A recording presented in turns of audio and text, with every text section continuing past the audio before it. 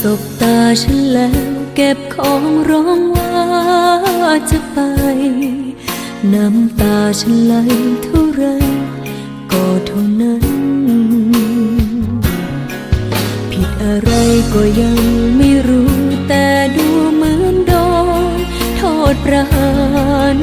เพราะฉันคงรอดไม่นานถ้าเธอจากไปอยากอุทธรณ์วอนเธอสักครั้งอยากดีกาให้ฟ้าเห็นใจอย่าจากไปเพราะฉันก็มีแค่เธอเธอจะมีพรุ่งนี้ให้ฉันหรือเปล่ามีความหวังให้ฉันบ้างไหมมีหัวใจเหลือบางไหมเธอเธอจะมีพรุ่งนี้ให้ฉันหรือเปล่าคนปวดร้าวก็เฝ้าแต่พาไม่มีเธอต้องช้ำคนเดียวจน